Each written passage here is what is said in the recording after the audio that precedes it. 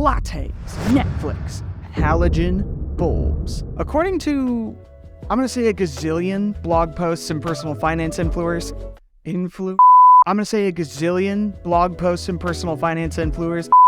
gazillion blog posts and personal finance influencers, these are the kind of things holding you back from financial security, from wealth, and what the heck, world domination. You could conquer the world if you weren't slurping a venti watching Stranger Things in your inefficiently lit home, okay? I'm Ben with YNAB, and I'm coming in pretty hot for someone who literally works for a personal finance app, but that's because I think this is important. I'm all for making small, manageable changes to your spending. Half the time, we don't even realize how much impact these things are having on us, especially stuff that isn't really giving us that much happiness in return. Why spend $10 a month on HBO Max if you've already watched all the Looney Tunes episodes?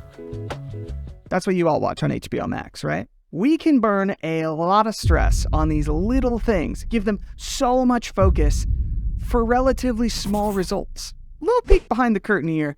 A lot of our focus in the personal finance education space goes toward discretionary spending, hobbies, restaurants, sockbox subscriptions. And I think that's largely because those are things you can change today without a crazy amount of effort. They feel like an easy win, and easy wins are great, but they often have limited impact. Like, here's YNAB's breakdown of my family's spending over the last few months. Which one of those sections do you think represents our monthly fun categories? That one. It's not that we don't spend money on fun stuff. Believe me, we do. But the bulk of our money goes toward other things like the house or the car or big fun things we want to save up for. We wouldn't suddenly have thousands of extra dollars if we eliminated all our monthly fun categories. And again, those kind of cuts do make a difference. But we can spend so much time thinking or even guilting ourselves about these kinds of expenses when bigger gains might be hiding in plain sight. And that's why I want to introduce you to the law of triviality. Coined in 1957 by historian Cyril Parkinson, it roughly states that the time spent thinking about something will be in inverse proportion to the sum of money involved.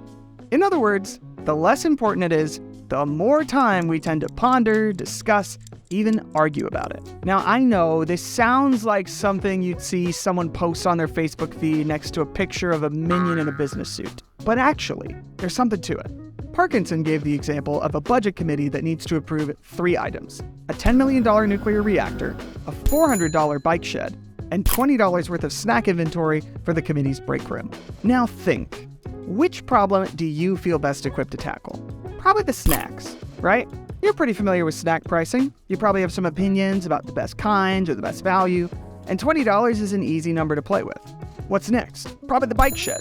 You probably have some ideas about what might be more or less useful because you've probably used or at least seen a bike rack or shed before, and $400 still seems manageable, easier to math. Meanwhile, the reactor is daunting. You probably don't know much about best practices in nuclear energy. You probably aren't sure what makes sense as an alternative. And how do you even begin to budget $10 million? What else would you spend it on if not the reactor? So, Parkinson theorized that the committee would approve the reactor almost immediately, spend a while debating the bike shed, and spend the bulk of their time bickering over the best snack options.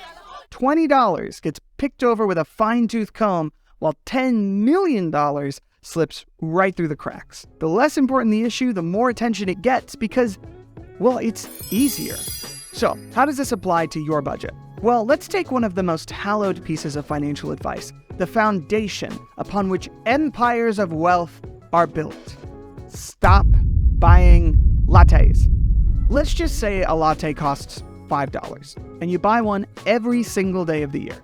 By cutting that latte and replacing it with nothing else, you would net an extra $1,800 a year. Not bad, especially if you invest it. Now imagine you moved from an apartment where you're paying $2,000 in rent to $1,800. That one change would net you an extra $2,400 at the end of the year.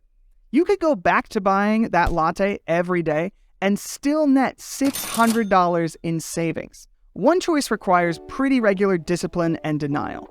The other requires making an initial big change, but after that it's all automatic. And that one big change winds up having a bigger impact. I spent my entire last video talking about the amount of money you could save by factoring your commute into your job decisions. Again, a big change with big impact.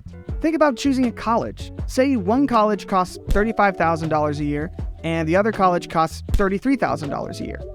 Our brains tend to view that $2,000 difference as pretty minuscule in the context of five-figure numbers. But that adds up to $8,000 of student loan debt you're not paying back with interest. $8,000 you could put into an emergency fund, or put towards a cool trip, or invest, or just, not spend on interest. We often tend to avoid these big decisions because they feel, big. They take time, they take thought, they take research. They might disrupt our lives for a while, or require a major lifestyle change. Trust me, as someone who's done it recently, moving house can feel as complicated as building a nuclear reactor. Small changes are easy to do now, but often don't have as much impact. And sometimes they're not so easy. They're hard to sustain. Meanwhile, these big changes often require a lot of work up front, but after that, they're set. And the impact of that can be huge. So how can you make an impact? Well, you can start with a budget burn down. Go through every expense in your budget and ask yourself, is this earning its keep?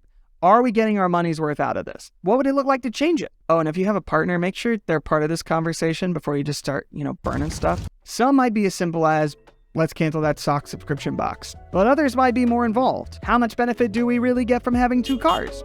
What kind of places could we move to for lower housing costs? Do I really feel like getting this graduate degree is serving me, or am I mostly finishing it because I feel like I should? Yeah, it's gonna be a spicy conversation. So try to approach it with a curious, exploratory mood. Everybody's into multiverses right now, so why not join in? Let's imagine a world where X isn't a thing. What would that look like? What would we do instead? In most cases, you probably won't leap for the change, but you can learn a lot about your priorities by looking at these alternate realities. Now, if you do find something big you want to change, break it down. Like I mentioned in my video on procrastination, you don't do projects, you do tasks. So take that big change and break it into specific, concrete tasks. For example, if you decide you want to explore moving, you might want to start with this list. If you want to go from 2 cars to 1, you might start with this list. By breaking it down, you turn something daunting into something manageable. And the results could be massive. This is where your spending plan is crucial.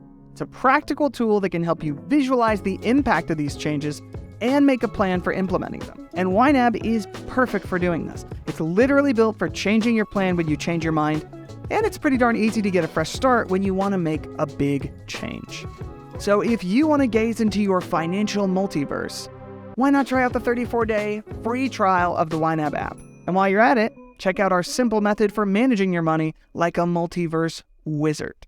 You can do all of that at YNAB.com. In the meantime, we want to hear what changes you've made that have had the biggest impact on you. And we want to know what it was like to make them. If you want to share your story, you can drop a comment below. We'd love to hear about the choices that have shaped your financial journey. And who knows, maybe you'll inspire someone else along the way. That'd be pretty sick. But that's it for me. I hope you have a wonderful day, and thank you so much for watching.